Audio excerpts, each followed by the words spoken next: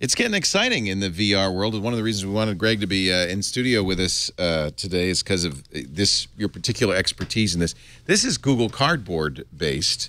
Google showed off Cardboard at their I/O as a very inexpensive. How much was this, John? 25. This is $25, but it's a little more solid. It's got one of the things I don't like about Cardboard. You have to hold it to your, like a ViewMaster. You have to hold it to your head. So this has a strap. You still put your phone in here. This is actually kind of smart because the phone is a very powerful computer with a very good screen. Right. It really adds everything you need to do VR to what is basically just a holder. Stereoscopic viewing visor. Galaxy Samsung does the same thing with the Galaxy VR. I bought one of those for my Galaxy S6. I had an amazing experience the other night. I had got the on Saturday, or I guess it was Friday. I got the VR in the mail, and we were having a 6th grade graduation party for Lisa's son. So we had a lot of kids, and I thought, oh, this is cool. I said, kids, you're going to think back. I remember in 2015 that crazy guy showed me these. I experienced VR for the first time, and I think that those kids. I have to say I was very negative about VR. I have changed my tune. I feel like those kids are going to experience for the first time on Friday something that's going to be a big part of their life going forward. But I didn't get a chance to play with the Galaxy VR, so I got in bed and I said, "Lisa, I hope you don't mind, but I'm going to just play with this a little bit." So first thing I learned, you can't lie on your back because it knows where it's oriented. You have to sit up. And then I found a Cirque du Soleil. Oh, I've done that one. That one's cool. Oh, yeah. My God. Yeah. You're on stage with them. Oh, you're on stage, and they're performing all the way around you, and anywhere you look, there's something going on. I got so excited, I jumped out of bed, and I'm going, oh, and it's really like an experience of Cirque du Soleil. Now, the resolution's noticeably lower than real life. There's some suspension of disbelief that has to go on. And, obviously, you look like an idiot.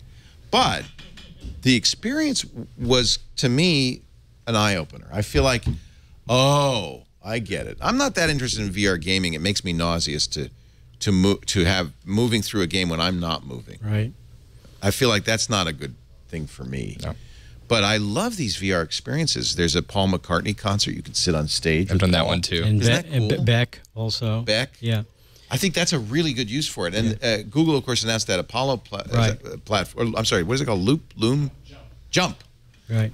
Platform with 16 cameras. And I imagine that's what they're using, and they're just putting it in the middle of Well, a lot of VR now is 360 video. So what it is it shoots a special image, and then your head and the sensors in your visor, whatever system it is, allows you to have a rectified image, which is a sphere in which you're looking around from the point of view of the 360 camera. You can even look down and see kind of the base of the camera. Right. Sometimes you can see artifacts that show the stitching between the cameras or the base of the camera. The stitching's gotten very good. This Cirque du Soleil was, as far as I could tell, perfect. Right. There was no distortion, no weird parallax. Yeah, and Oculus just bought one of the major stitching companies called Kolor, K-O-L-O-R. Yeah. Was it either Oculus or was it was Oculus. Or Google? Yeah. Oh, no, Google bought Kolor. Yeah. So what's happening?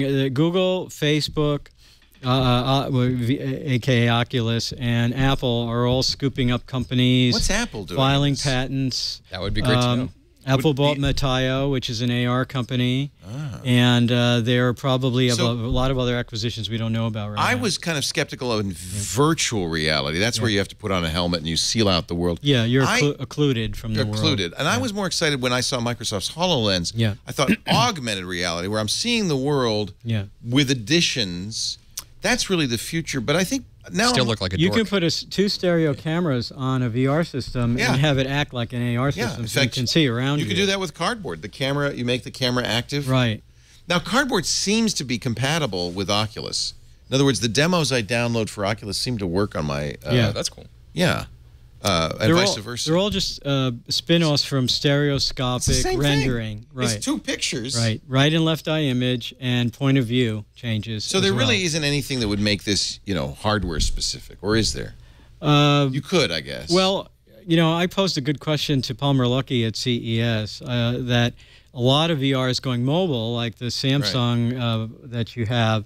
And some of these experience packages, like the Paul McCartney singing or the Beck song, are 200, 150 megabyte download packages. Huge, yeah. So if you're on T-Mobile and you've got a 6 gigabyte cap, and then all of a sudden you try a bunch of VR stuff out, you've blown your cap after just a couple of days. So there are going to be some real problems in the future. And some of these devices, streaming VR? Well, some of these devices will have Wi-Fi and they'll have local memory where when they see a Wi-Fi hotspot that they can get on, they'll download a 900 megabyte asset package. And then the only thing that'll be streaming will be the positional information if you're in a shared metaverse or a shared reality. So knowing where you are and where they are, where everyone else is. Could I buy a jump camera or make a jump camera, put it right there, and you could watch this show as we make it, as if you're sitting in the audience? Yeah, very easily. You can do it in real time, right? Yeah, it's just one other stream. Can you do the stitching in real time? It's a warped image. The stitching takes place on in a platform that the cameras are connected to. So it has to be a pretty heavy-duty processor. It can work in real time. Yeah. It can work in real time. Yeah, it's so one of the thoughts somebody next door had at the Pixel Core is theater. Theater, yeah. I thought Cirque du Soleil was an example, kind of a circus, but it's theater also. Characters are interacting with each other, but you can look around as they talk to each other. Yeah, it's not strict rendering-based gaming VR where the characters are actually rendered characters in 3D. It's more like surround photography, right? Where you only can participate in a point of view change. In a way, that's superior because you don't get the uncanny valley. I'm looking at a real picture of a real person. Yeah. There's nothing like a real picture of a real person. It's a remarkable experience. I've come around. Well, as the frame rate gets faster, the field of view gets wider, the resolution gets higher, the weight gets lower, and the power efficiency decreases as well.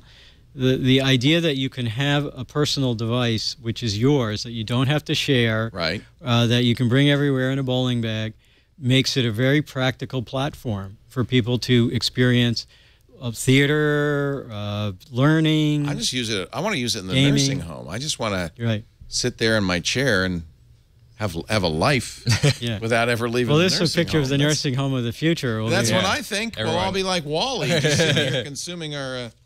But these already are. There's no power in this because the phone does all the work. It's just a lens. It's very lightweight. It's just a holder. It's a lens apparatus. Yeah. And you can get these for $1 if you use cardboard, and this is $25. The Gear VR is a little more pricey. It's $200.